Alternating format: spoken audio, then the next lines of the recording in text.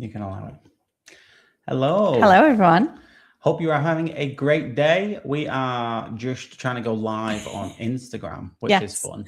So we're already live on TikTok. Hello. Hi. We're live on YouTube and on LinkedIn. Now we're trying to go live on Instagram. We're just trying to take over every platform possible. We're trying to make our lives even more complicated. Want to go live directly in your living room as a hologram, like every possible way. Exactly. So we have a great show for you today. We're going to be talking about some cool stuff involving Facebook and YouTube. So big, huge platforms that you probably lean on quite heavily for your content creation. So the first thing we want to talk to you about is, here we go, let me share the screen, is YouTube. Now, this is really interesting because for the past few weeks since we launched the Bingeability Show, we've been talking about the fact that we've got Instagram trying to compete with TikTok and TikTok trying to compete with Netflix, and then YouTube. They're all in that arena, aren't they? Yeah, and they're all kind of merging as well. They're all getting very similar in what they offer. And the big difference is that we used to think between all of these platforms are now becoming very blended, which is very interesting. So it's like they're all trying to compete for our attention in every possible way. Absolutely. But this specifically, it's something, to be fair, YouTube has been the most loyal to what it does for the longest time. So YouTube, for instance, they took ages to kind of move into shorts, and now it's, pretty much dominated by shorts. But this is interesting because it plays upon the playlist technique and the playlist tool and resources inside of YouTube. So for the longest time, if you have a YouTube channel and you are creating content, let's just say you talk about marketing, you might have a branding playlist within that main channel, or you may have a design or a social media playlist inside of your YouTube channel, which has been great and it's good for organizing things. But I always found it quite irritating. When you try to click on something, it looks like it's nested and there's like a playlist there and you have to click on it and then you have to click on something else. It always felt a little bit strange, but it's helpful for organizing things. It's helpful to get someone to watch the next video if it's relevant or it's grouped together. But what YouTube are actually doing now, as of this month, is they've created a way for you to create your own YouTube show. So imagine that you are, this obviously is a live show. So technically we could use this feature. Could be on there as well, Martin. Be on there as well. But more than anything, it's a way for YouTube to get content creators off these platforms and creating YouTube content in a way that's more episodic. So episode 1 is about this particular topic. Episode 2 in the series to engage you, to try to get you to watch that next video, that next episode. We're at the moment watching a series called Fail or Scale. With Alex Hormozi. And it's great, but it means that you want that next episode. So it's all linked. And I think this is what makes it different from playlists. It's not just about playlists. It's not just about organizing things for users. It's about tapping into what Netflix and what even like traditional TV has always had, which is, I can't wait for that next episode. So it's fascinating how this is going to play out. But ultimately, this gives you a very unique opportunity to be your own media company. So rather than you just publish content randomly on YouTube, like you may have done up until this point, we've always tried when we manage content for clients to stick with a regular content calendar. So that if you're going to publish a video on, say, Wednesday afternoon at 2 p.m., then the next week you would have it at the same time. We like it because it's more, it's easier to plan, it's easier to schedule, and people come to expect it, don't they? As well, they come to expect the video at that time. And I think there was one time where there was a technical issue. And we'd been doing this for a client for years and it didn't go out, and people were emailing like, are you okay? Because people come to expect it and they get used to that time, and they even schedule time in their week to think, okay, that's coming out. I can sit and watch that with a coffee or whatever. So it's great for your audience as well when they know what time something is coming out. Yeah. But this, more than anything, that's always been good from a convenience point of view, at least for us, and to train the audience and to know that something's going to come out at the same time every single week. But this is much more in line with these kind of series or episodes that you see on places like Instagram, or where it's like, okay, for the next 30 days, I'm going to DIY my garden shed. And it's every single episode, every single post is a new part of that journey.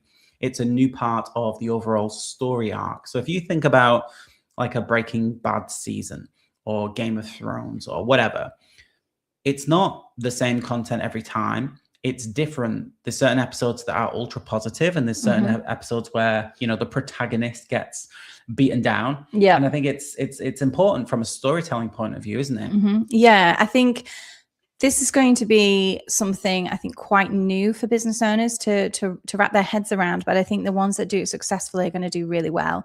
And they're going to have to understand that, yeah, this has to have, as Martin said, an overall narrative arc. So if we watch anything, I'm rewatching Buffy the Vampire Slayer at the moment because I'm a geek. But every single episode is entertaining within itself. But over the course of a series, there's an overall arc. There's an overall kind of goal at the end that the protagonist either hits or doesn't.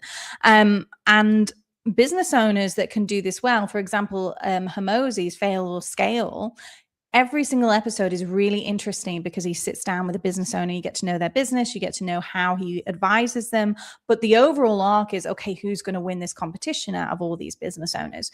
So that's the kind of difference. It can't just be you putting out content every week and, you know, that's it. It's got to be formulated like a show. And that's the big difference. And I think that's the exciting thing that business owners can bring to this. Yeah. And I absolutely love, more than anything else, if I'm sitting and I'm watching like a Netflix series or an Amazon series, I don't particularly enjoy, I do, but I don't particularly enjoy the episodes where it's a series where every single episode is completely unique, you know, like a CSI Miami. CSI kind of thing. Yeah. It's a different story. There's different characters. I much prefer like a Breaking Bad or a Game of Thrones, because it's part of the whole season. It's part of the whole series. That's what makes me binge that content. I think we recently watched Slow Horses, the latest season that was out, and we literally watched about 5 episodes in one sitting because it links and you want to know what's going to happen, this cliffhanger. And I think it's powerful in content, but quite often we don't have that. So this is going to be a very small window of time where if you want to create your own YouTube show, then you can do it very easily. It doesn't cost you anything to do it. You can simply just go to YouTube. In fact, let me just show you how to do it. It's really simple. But when you have a YouTube channel, you can see here I'm logged into my client's YouTube. All you have to do is click on create, and you can now see there's a new show feature in the top right. After you click on create, you can see just under new playlist, new podcast, new course, and new show. You can actually add a new show there really, really easily. I am so excited. I know. And it's fantastic because this is what you did. You degree in storytelling, creative writing. And I think the business owners that know how to tell a story and are able to pull this off, it's not going to be an easy one to do, especially if you're thinking, I want an hour-long episode every single week. One, you have to make that episode entertaining, and 2, you have to think about, okay, how do I tell a story throughout the entire arc of the series? I mean, you're ultimately becoming kind of writers and directors there, not just business owners. But the business owners, I think, that can pull this off will do extremely well. I think that it's really exciting, and that's going to be business owners that know how to, you know, tell stories. And we're seeing this kind of direction of the way things are going with business. It's the sense that if you have those, I hate the term soft skills, I really hate it. But if you have those soft skills of knowing how to tell stories, knowing how to engage people, knowing how to communicate, those are the skills that are seemingly going to be a huge advantage for you in the future, rather than other skills, like, for example, coding or doing something like graphic design or those kind of things. Those are still incredibly important. But if you've got those soft skills as well, it's a real advantage. Yeah. Someone who does this well and has done for a while is a guy called Ryan Trahan, and we talk about him on this channel quite a lot. But he created a couple, I think it was last summer, the 50 States in 50 Days series, and he'd release a new video every single day. You would never start at day 12, would you? You wouldn't. No. You wouldn't start at day 32. You'd start at day 1, because that way you've got the full season to go through. And every single episode is slightly different, but there are similarities. You know, every time that he wakes up in the morning, he says the same thing. He's got his own catchphrases. It's like a proper show, but every episode is slightly different, and you have new peaks and troughs, and people are along for the journey. And the problem is that if you create content, only standalone pieces of content, then people are far less likely to watch the next show.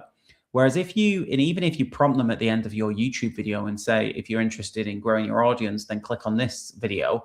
Yes, that's going to help, but nothing will make somebody watch a 50-part video series in the order you want them to, like a show would. Yeah. And yes, up until now, people are using playlists for this, but this is different. This means that you can go to town on organizing, scripting, structuring a show. If it's 5 parts, if it's 10 parts, if it's 50 parts, you need to go in with a different mindset versus the old playlist approach. Yeah, definitely. Does it say on it if it has to be long form or short form, or no? It doesn't matter. I mean, you see people on Instagram, doing the short form, doing like a 2-minute show. You know, the coffee shop show where people will go in and it'll be a new interaction. Well, I mentioned it before. The young girl who basically she did a daily reel just saying, I'm trying to save my mum's Chinese restaurant. Come along for the journey with me.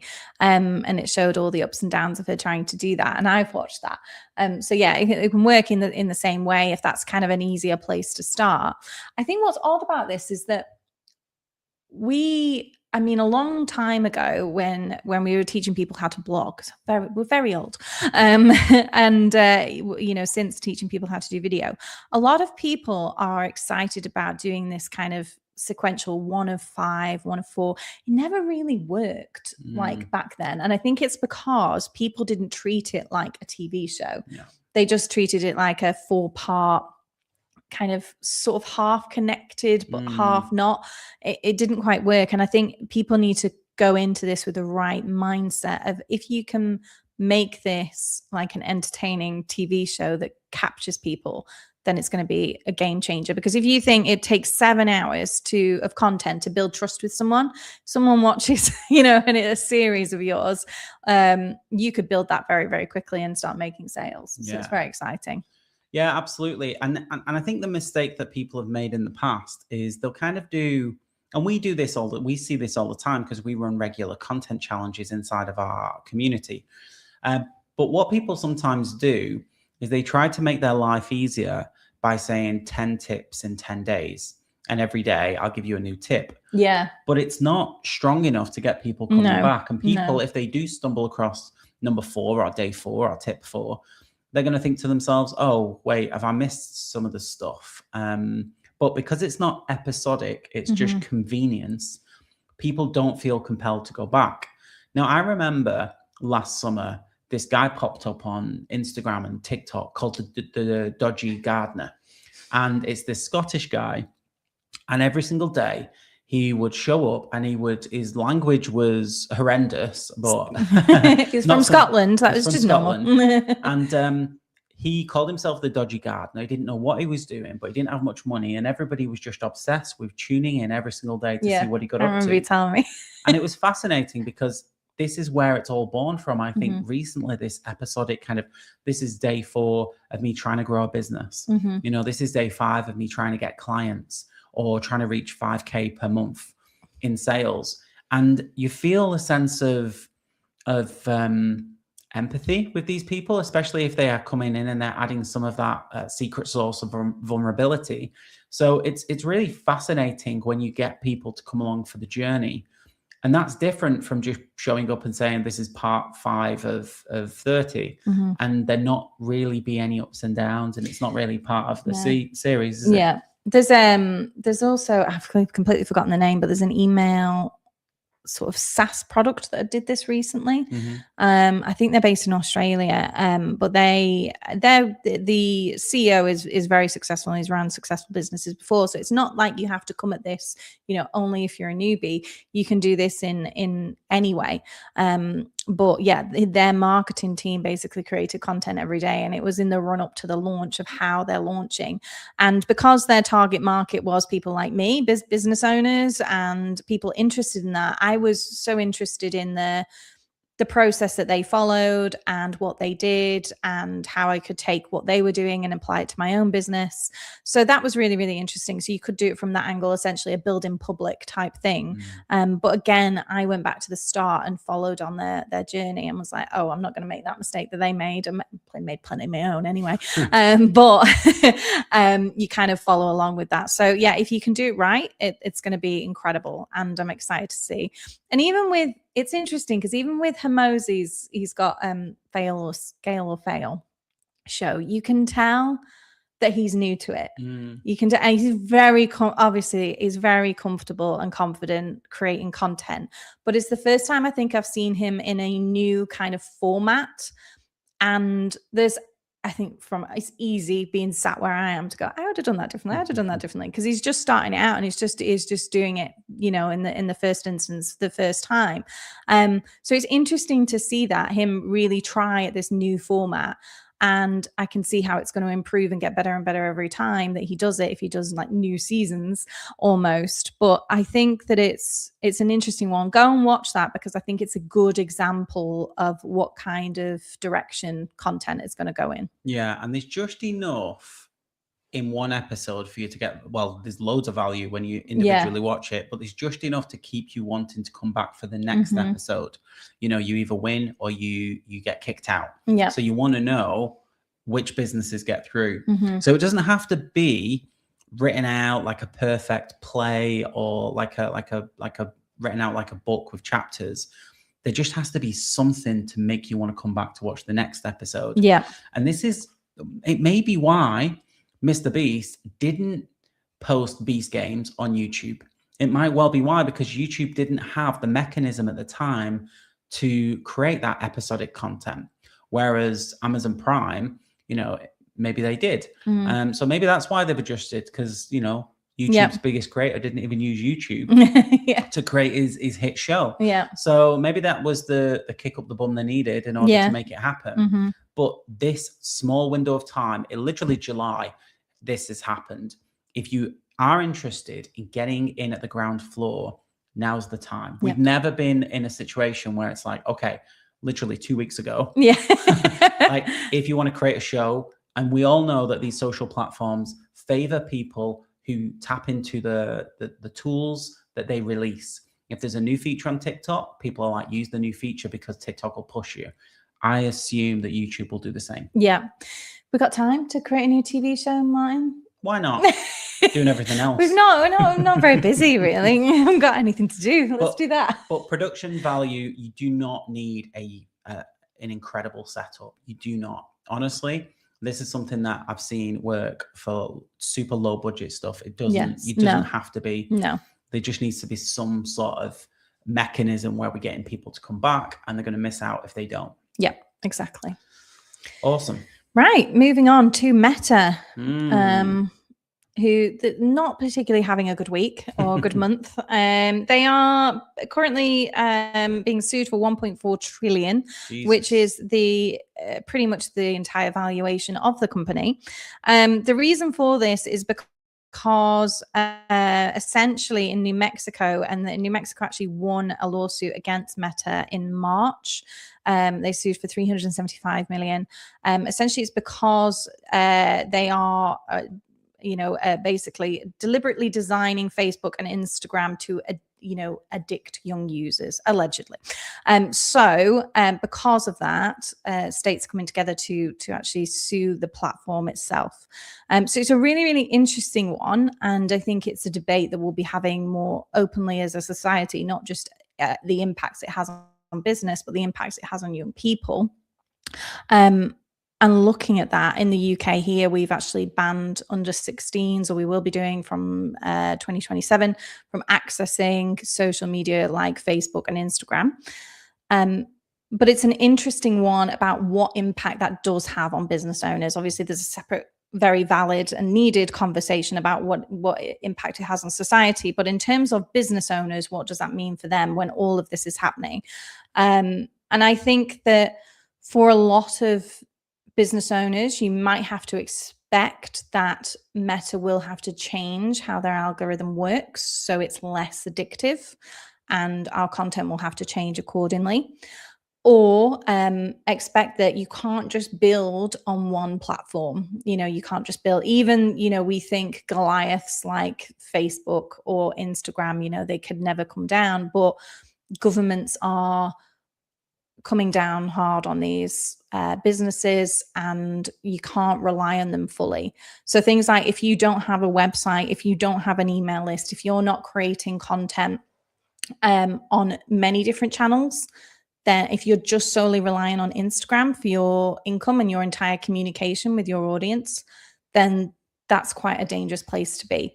And that has always been the case. Algorithms can change, the companies can change their rules, anything can happen. But I think we're going to see more and more of governments really crack down on businesses that are doing these kind of things. And it's going to become harder for them as the law catches up. The law is always behind. We'll see this with AI probably as well, but particularly with social media, the law's been quite behind for a while.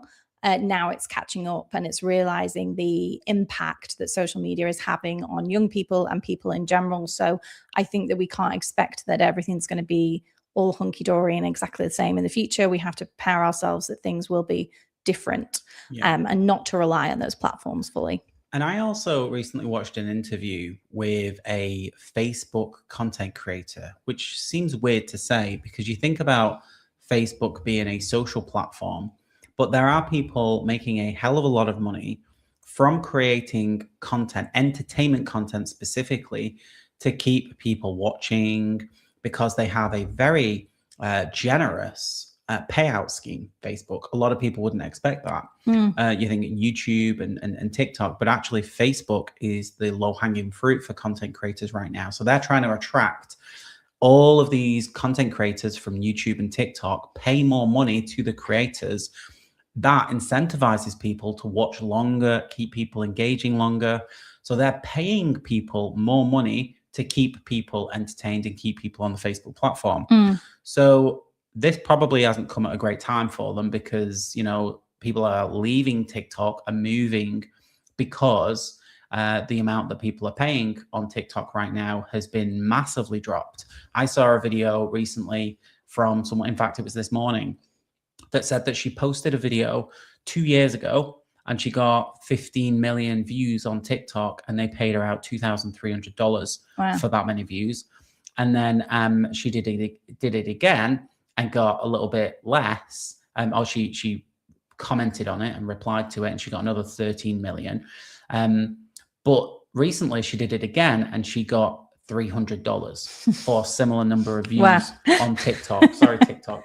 But that's what happens with these platforms. So you're going to find that if TikTok do that, YouTube is going to change their system and Facebook's going to change their system. There are people actively training other content creators to use the YouTube algorithm, use the YouTube rewards program in order to engage and capture. And obviously, when you watch a video on social media, we know that some of it's staged. But the problem is that there's still a lot of people out there that think that it's, real content, and there's lots of AI being used. And so, especially younger people as well, they might not know or be aware of what's possible. So because there is that incentive, because there's that payment and that payout, people will be looking at platforms that are more favorable and more generous with content creators, and trying to tap into those platforms. So it's going to be interesting to see how this lawsuit plays out with Facebook. I think for business owners, though, in general, I think as long as they are and which the ones that we work with anyway are experts in what they do, and they deliver value in their content. I wouldn't be overly worried. Things might change, but as long as you're doing that, I hope that the people that are kind of like, you can earn 7 figures from my 7-step, it's always with loads of S's and alliteration, just selling a load of rubbish basically. And I hope there's more crackdown on those kind of people, and people who make false promises, who make up proof and all those kind of things. It would be wonderful to see a little bit more kind of a crackdown on those kind of people, because they are, if anyone wanted to advertise on TV, there has to be rules that are followed. And it's should be the same with social media. But it's going to be, interesting for future. I would love to see Facebook tap into this episodic content that it would be great today, because it's still, I'm not sure of the numbers these days, but it's still obviously one of the number one social media platforms that people are on. Probably the number one. I'm not sure anymore, but it changes so often. But ultimately, imagine that you log on to Facebook, and every time you log on to Facebook, you see your favorite content creator. It announces that it's a new show. I know that they've tried to go after YouTube in the past for that longer form content. I've watched in the past lots of long content on Facebook. It's not the most user friendly. It's not like YouTube. There's lots of different ways to get content on Facebook, but ultimately it does have this opportunity to tap into it. It always moves fast. They always end up buying someone to help them, they buy YouTube, move along faster. Not a chance. But it would be interesting, because I don't really use Facebook that much. No, neither do I. Days, but I would do if it was a little bit more video friendly. And there were people like Mr. Beast, and there were more long form content creators on it, which is why I think they're being so generous with their payouts. And as well as that, I mean, I'm reading this book at the moment by Sarah Wynne Williams called Careless People, which is a really, really good one as well. It's really interesting read in how social media actually works. And if you want to understand how maybe big tech companies have operated, particularly kind of the early 2010 to 2020, probably, that's a really interesting, it's quite an eye-opening, shocking read, that one. So it's definitely a good one to read that.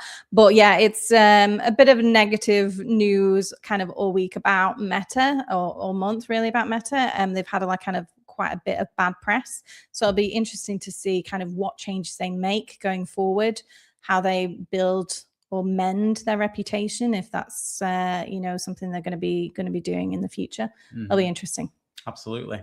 So I suppose we have a decision to make. Do we change this from a live show into a show, or do we it's going to be interesting to see, because if we're already creating the content anyway, we might adjust how we talk about this. We might say that this is a 5-day show around the topic of YouTube. Who knows how this show might play out, and how we can repurpose what we're doing here to tap into things like the YouTube playlists and YouTube shows and podcasts and things. So it's going to be interesting. But the reason that we can make that decision, and the reason that we can talk about how we're going to play it out, is because we are prepared to show up on camera every day, and we're prepared to, put out content on a prolific basis rather than a perfect basis. So the more that you are prepared to just show up day in and day out, the more that you can tap into these brand new opportunities when these platforms make them available, and the more that you can jump ship and move to that best creator platform if they're paying more generously than the existing platform. So just get more comfortable on camera. In fact, yesterday we ran a brand new challenge inside of our community called Batshit Crazy, which we think is pretty funny. But it was for people that have been procrastinating with video content. They have had the opportunity to join like a 90-minute session where we rotated 10 video ideas and they recorded them live on the call. So for anyone who's been overthinking content creation, I strongly recommend you find a challenge, you find something like this to just get over the fear of being on camera, because your entire business can change as a result of it. It's been absolutely fascinating. In one 90-minute session yesterday, we did a group session. We had 137 videos recorded in 90 minutes. It was absolutely insane. And everybody that was in there, some people did 22 videos and we only gave 10 ideas. So when you get started, with video content and with content creation in general, it tends to give you the inspiration and the ideas to keep going. But quite often, if you've not created content for such a long time, you overthink it. You have this this sort of stall mentality where you think it has to be perfect, or you just never hit record because you're not sure exactly what it is you're supposed to say. The second you hit record and start going, you'll get more ideas and more and more and more, and it'll just be absolutely super simple. And that's part of the reason that we're doing this show, because for the longest time, we've been behind the camera teaching other people how to do videos. And now we're like, let's just jump in at the deep end. Let's go live every single day forever. And then, you know, put ourselves in at the deep end, because that's what tends to work best. Yep. Yeah. So that brings us on nicely anyway to the hook of the day. So today's hook is your X, but you want to be Y. Here's what you can do.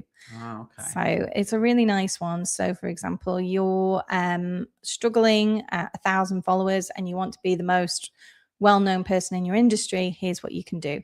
Yeah. So it's taking someone, essentially very, very simply taking someone with what problem they have now and then telling them what goal they really want to achieve, and then saying you're going to tell them how exactly they can do it. So it's a really nice one. I like that one. Yeah. Another example would be, you're a beginner at the gym, but you want to be the most respected person there. Something like that. You could use it to inspire people and imagine a situation where they might be.